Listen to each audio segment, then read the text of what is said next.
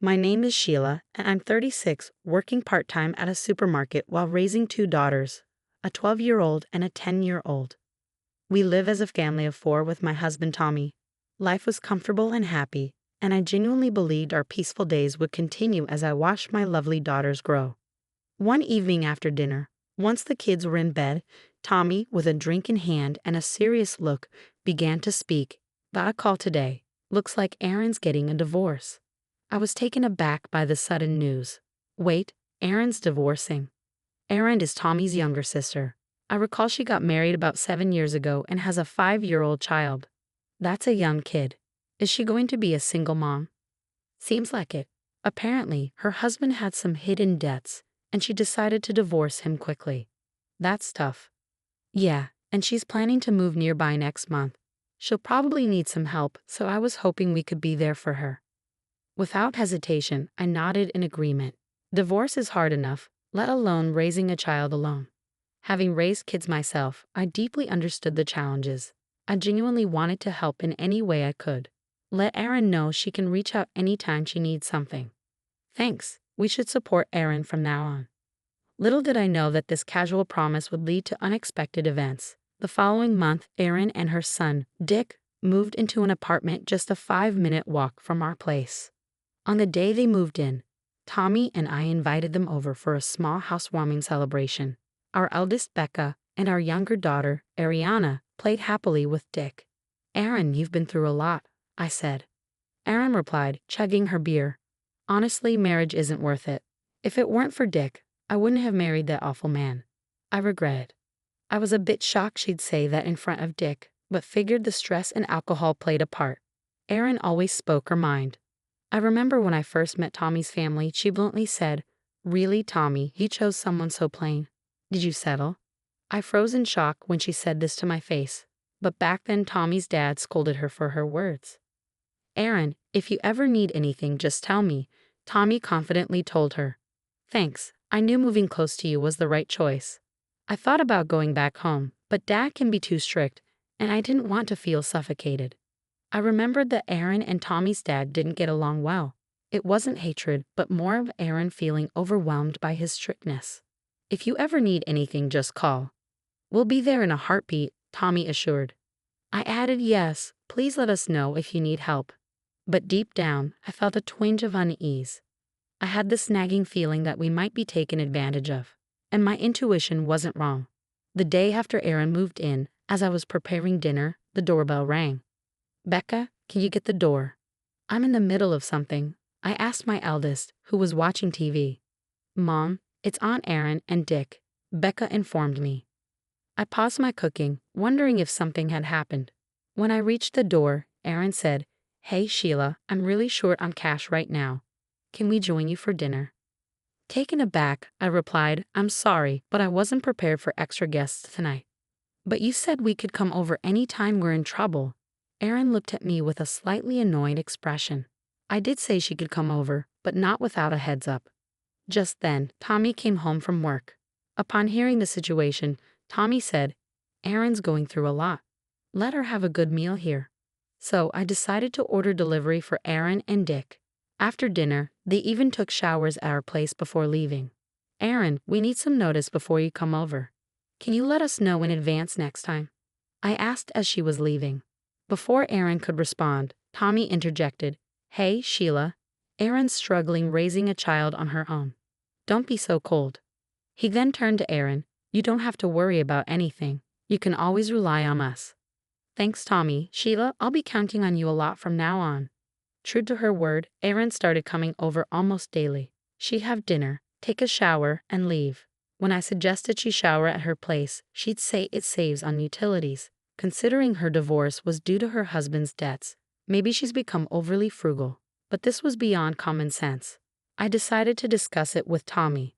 Our daughters are getting affected by Erin's frequent visits. She leaves Dick with them and just watches TV.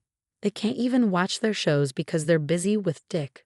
I've told her multiple times to take care of her son, but she doesn't listen. Can you talk to her? She's struggling raising Dick alone. "Let her relax here," Tommy said, turning away as if to end the conversation. "In the first place, It's Tommy's fault that she's doing whatever she wants in our house. I too was raising kids, but Tommy only acknowledged Aaron's struggles, taking my efforts for granted. Speaking of parenting, I'm raising kids every day too.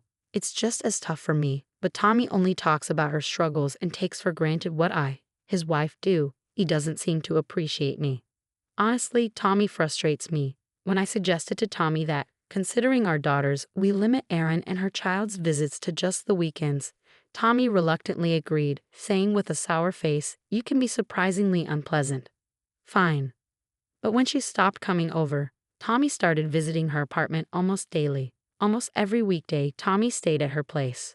Our daughters asked, "Isn't Dad coming home again today? Did you two have a fight?" It's strange for a dad not to come home 5 days a week without a work reason. I couldn't take it anymore and called Tommy's cell. "Where are you right now?" "I'm at Aaron's. I was just giving Dick a bath," Tommy said as if it was the most natural thing. Come to think of it, Tommy never bathed our daughters.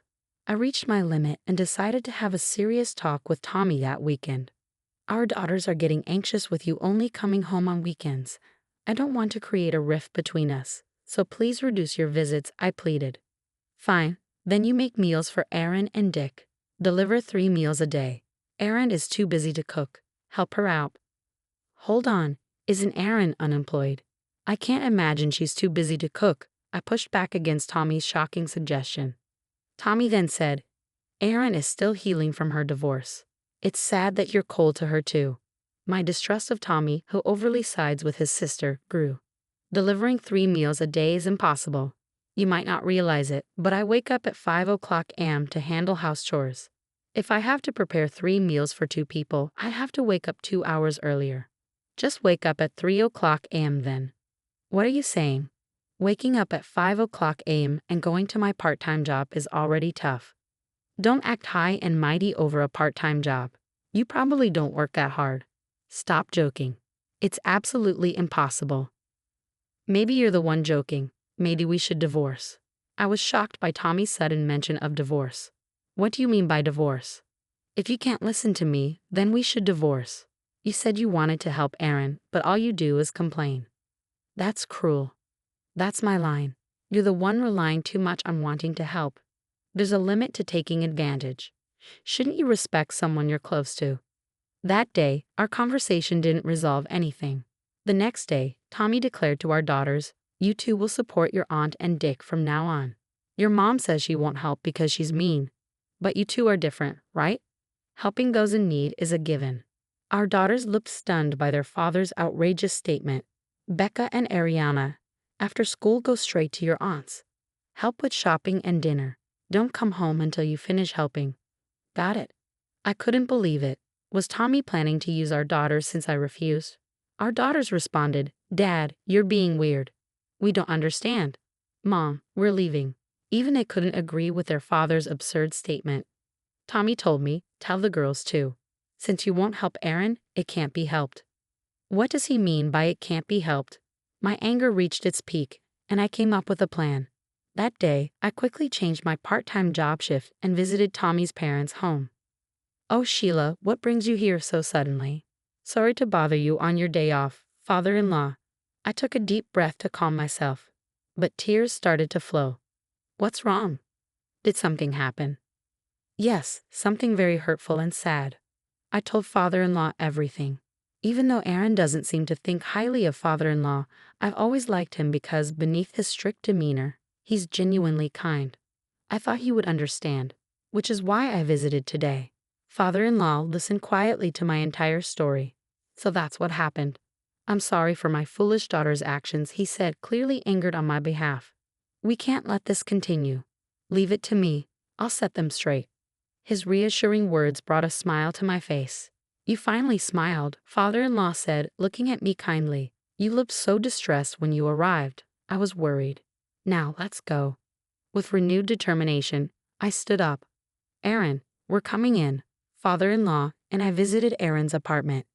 "Oh, Dad, why are you here all of a sudden?" "What do you mean by why? And what's with this messy room? What do you do all day?" The room was a mess with trash everywhere. The bed was unmade, and there was a terrible smell, probably from food waste, in the sink. I wondered if she and Dick lived like this, but he wasn't there. Where's Dick? Father-in-law immediately asked on my behalf. Oh, I left him at a child care center. A child care center? Since when and which one? Getting a spot in a local child care center is competitive. I had a hard time enrolling my daughters. Plus, Tommy never mentioned this. Something seemed off. That's none of your business, Aaron replied, sounding flustered. Of course it's our business. Are you really sending him to a child care center? Father-in-law pressed her with a sharp gaze. Cornered, Aaron finally admitted. I leave him with a neighbor downstairs during the day. You know this neighbor? No, but they have a 4-year-old, so I thought it was okay. If there was a scale for audacity, she'd score high. You fool, go get Dick right now. Father-in-law shouted, and she hurriedly left to bring back Dick. What were you thinking? You've caused Sheila so much trouble. Explain yourself. Well, Tommy said I could use Sheila however I wanted. He said she'd do anything he asked, she said without any remorse. Wait, is that true? Did Tommy really say I could be used like that? Yes, he said you're like his servant. He even said to use your daughters if needed. I can't believe that man, to think he viewed his wife and daughters in such a way. Father-in-law was equally shocked. Thankfully, Aaron's loose lips revealed the truth. While she had her issues, it was clear Tommy was the main problem. I decided I would never forgive Tommy. Father-in-law and I waited for Tommy at Aaron's apartment. Aaron, I'm home. Tommy, returning with high spirits, froze upon seeing father-in-law sitting silently. Dad, why are you here? We've been waiting. Sit down. Father-in-law pointed to the sofa in front of him. Why the sudden visit? You startled me. Tommy tried to brush it off with a smirk. Just sit down. With a stern command, Tommy quickly sat up straight. You've been doing whatever you please, haven't you? Tommy glared at me upon hearing father-in-law's words. You ratted me out to Dad. Shut up. Both you and Aaron are out of line. But Tommy and his sister were clearly intimidated by their father. It was evident they were genuinely afraid of him. Sheila, what do you want to do moving forward? Father-in-law asked me calmly. I had already made up my mind. Actually, the girls are currently at my parents' house. Why would you do that without discussing it with me? Tommy demanded. I don't want to hear that from you. I was terrified of how you'd use our daughters. I felt I had to protect them. So I've decided we should separate for a while. Why the sudden decision to separate? Don't be ridiculous. It's not sudden. You've barely been home on weekends. Weren't you the one who first mentioned divorce? That was just a joke. I won't accept a separation, Tommy said adamantly. Then father-in-law spoke up. There's a process called mediation divorce. He explained the legal proceedings of divorce, the benefits of hiring a lawyer, and how to gather evidence to strengthen my case. It turns out father-in-law is a practicing attorney. Now I understand why Tommy and Aaron fear him. They know how father-in-law champions those facing injustices. Regardless of being his children, father-in-law would uphold justice without bias. It's puzzling how such a straightforward man could have such selfish children. I'm on Sheila's side. What's right should prevail. Father-in-law's words warmed my heart. After a 3-month separation, Tommy and I divorced. I thought it would lead to mediation, but Tommy agreed after father-in-law's persuasion. I don't know what was discussed, but Tommy's words, I don't want to go against Dad, hinted at intense pressure. Tommy probably realized he stood no chance against father-in-law, a skilled attorney. It was a clear victory for father-in-law. I told Tommy, how does it feel to be bitten by your own dog? He just looked down, saying nothing. He probably always looked down on me. It's a bit sad to think about. After the divorce, Aaron lost the financial support she received from father-in-law. You can't always rely on others. If you need money, work for it. When you think of someone else, you can overcome any hardship. Father-in-law's words inspired her. Aaron started working part-time and is now raising Dick with determination.